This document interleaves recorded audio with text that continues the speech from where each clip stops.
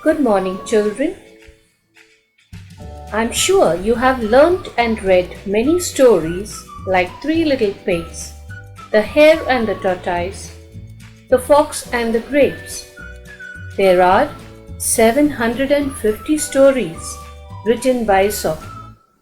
In this chapter, Aesop's Fables, you will learn two stories. Who was Aesop? Aesop was a wise person who lived hundreds of years ago in a country called Greece. Aesop wrote fables. What are fables? Yes, children, fables are short stories having a moral or message which we need to learn, remember, and use in our daily situations of life. These fables have animal characters who act and think like human beings. They are imaginary stories.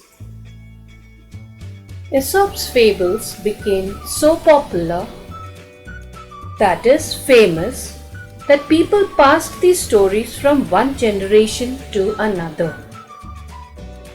Generation to generation means grandparents and parents share with their children, and when those children become parents and grandparents, they share with their children.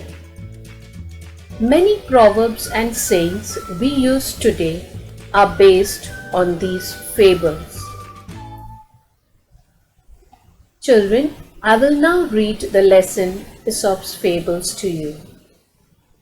Fables are short stories that have a moral or message for us, something to learn and keep in mind as we grow up. Most of the fables have animal characters who think and act just like human beings. It is believed that many of the fables were first told by a wise person called Aesop. Aesop lived hundreds of years ago in a country called Greece. His stories became so popular that people passed them on from generation to generation. Many proverbs and sayings that we use today are based on these fables. Here are two well-known fables. But today, children, we will be reading and learning about the first fable, the stag at the pool. One day, a beautiful stag came to a pool of clear water. As he bent down to drink, he saw his own reflection in the water. He was delighted with what he saw. Instead of drinking water, he kept looking at his own reflection. "How handsome I look," he said to himself. "How beautiful are these curving antlers. How they add to my beauty. How graceful they look." Then he moved nearer and saw his legs reflected in the pool. He was quite disgusted. "Look at my legs! Ah, they are so ugly, all spindly with small feet. How I wish that nature had given me legs worthy of my stately antlers." As he was brooding in this way, the stag heard an arrow going swish across the pool. At the same time, he picked up the scent of hunters. With a quick turn, he bounded away. His legs carried him swiftly into the forest. The hunters were hot on his trail, but they were no match for his speed. Soon the stag left the hunters far behind.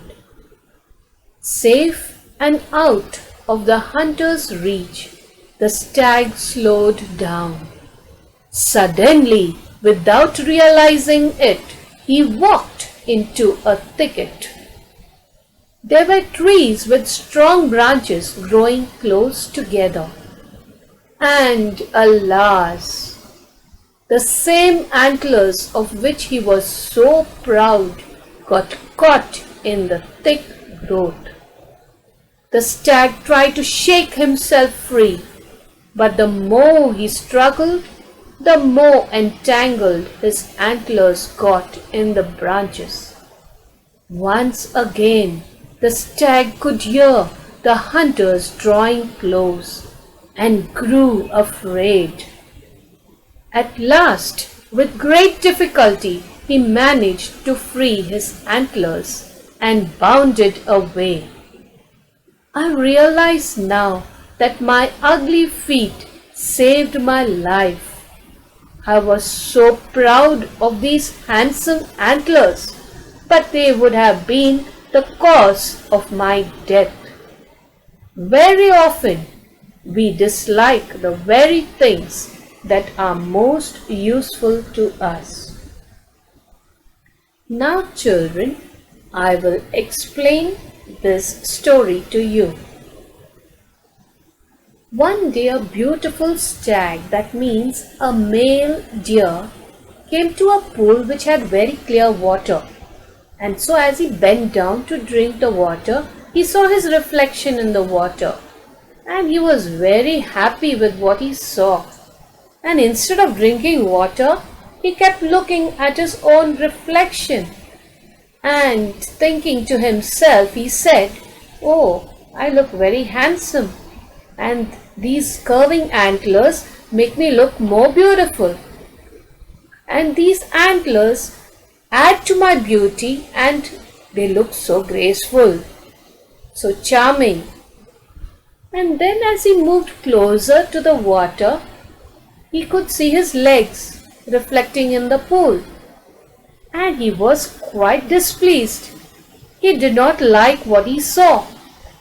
And he started saying to himself, "Oh, my legs are looking so ugly. They are so thin. They are so long." And he wished and said to himself that hope nature could have given me the legs which would match with my grand looking antlers.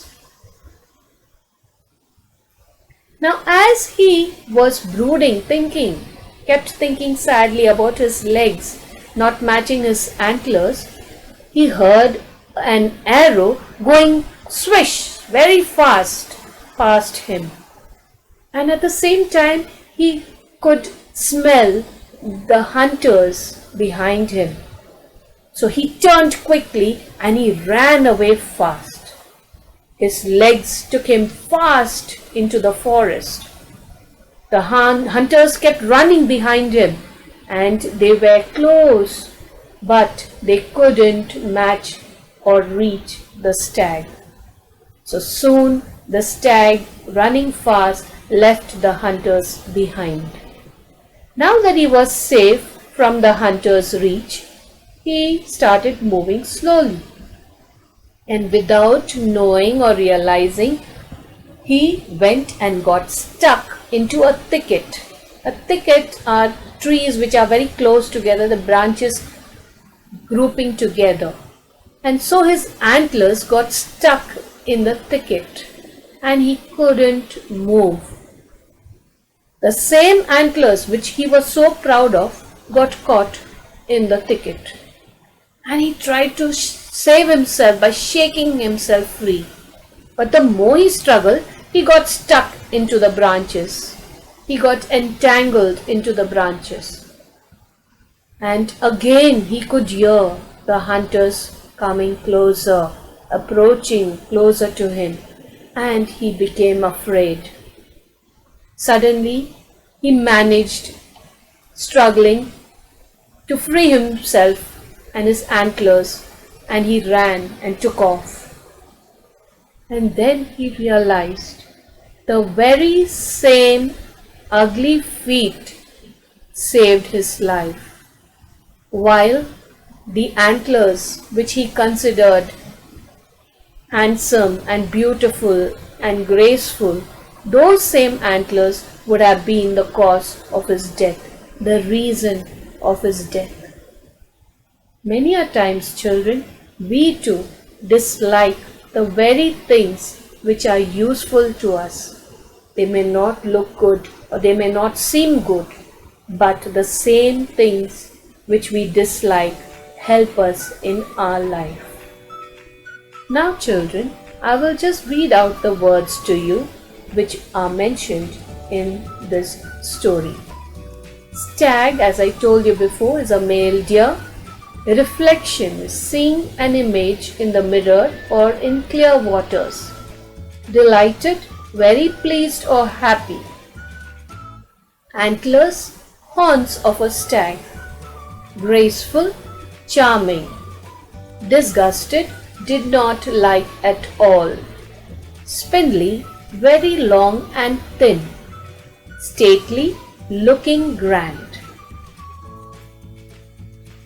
Brooding, thinking sadly for a long time. Scent, smell.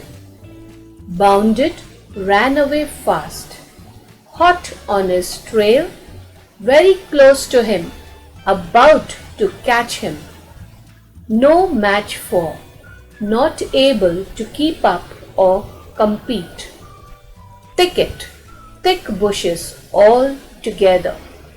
Entangled, got stuck. Realize, to understand.